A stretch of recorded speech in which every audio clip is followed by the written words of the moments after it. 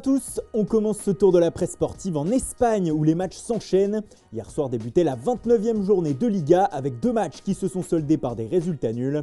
Ces derniers concernaient les deux clubs de Séville. Le FC a été accroché sur la pelouse de l'Evente, un partout, et rate ainsi l'occasion de s'échapper dans la course à la Ligue des Champions, comme le signale Estadio Deportivo.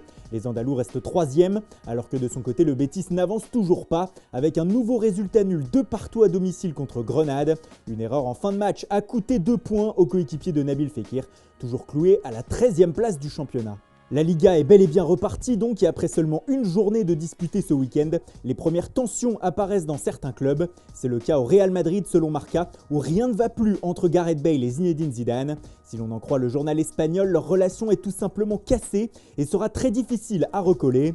Avant le match de dimanche, le Gallois voulait montrer à son entraîneur qu'il pouvait compter sur lui, mais lorsqu'il a vu qu'il n'était pas titulaire, il a été démotivé et pour preuve, son entrée en jeu pendant 30 minutes n'a pas été flamboyante. Et pour ne rien arranger, Bale s'est blessé durant son temps de jeu sur la pelouse. Il souffre d'une contracture musculaire. Tous les championnats européens majeurs sont donc repartis ou sur le point de le faire. Mais qu'en est-il de la Ligue des Champions ? Eh bien la Gazzetta dello Sport nous donne des indications ce matin. Et pour le journal italien, nous allons vivre un mois d'août européen de folie. En effet, selon le média, 26 matchs entre Ligue des Champions et Ligue Europa auront lieu du 6 au 23 août prochain. Les deux compétitions devraient se terminer sur un Final 8 à Lisbonne pour la Champions League et en Allemagne pour la Ligue Europa. Tout ceci devrait être confirmé avant la fin de la semaine par l'UEFA. Pour ce qui est de la Serie A, la fin de saison 2019-2020 reprend ce week-end et le prochain exercice 2020-2021 débutera lui le 12 septembre comme la Liga. On parlait de la suite de la Ligue des Champions, et bien un homme pourrait ne pas la disputer, c'est Timo Werner. En effet, l'attaquant allemand est encore en course avec Leipzig, qualifié pour les quarts de finale. Mais selon le Daily Express, il aurait indiqué à son club qu'il ne souhaitait pas disputer la fin de la compétition avec la formation allemande. Il veut jouer les 3 derniers matchs de championnat, puis filer avant la fin du mois de juin du côté de Chelsea. Pas sûr que cela ne plaise à son club. Pour revenir à la Gazzetta, le journal au papier rose nous apprend aussi que sur le mercato, les sommes folles sont toujours présentes. En effet, si l'on en croit le quotidien, Newcastle pourrait sortir 135 millions d'euros de sa poche pour convaincre Ciro Immobile, l'attaquant de la Lazio, de signer pour lui. On parle d'un transfert de 55 millions d'euros puis d'un salaire de 8 millions d'euros par an pour l'Italien sur de longues années. Une véritable bombe.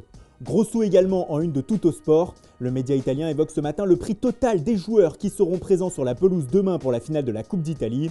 Selon le calcul du média, la Juventus et Naples vont amener sur le terrain un match de milliardaires puisque l'addition des acteurs du match représenterait 1,135 milliard d'euros. Mais ce n'est pas la seule information présente sur la une. On apprend aussi que le président de Brescia, Massimo Cellino, a fixé le prix de départ pour Sandro Tonali. Il est de 50 millions d'euros et c'est désormais à la Juve et à l'Inter de faire monter les enchères.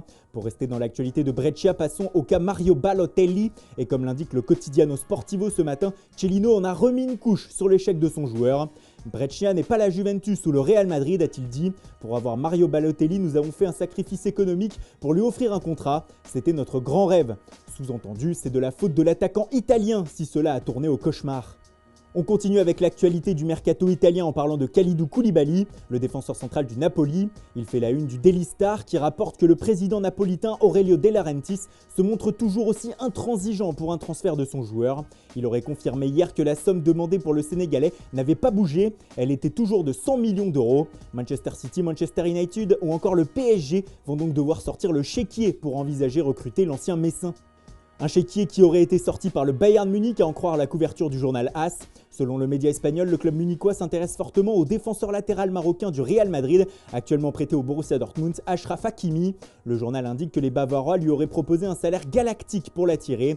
Et cela pourrait bien marcher, car le Real Madrid sait que Hakimi ne voudra pas jouer le rôle de doublure de Dani Carvajal la saison prochaine.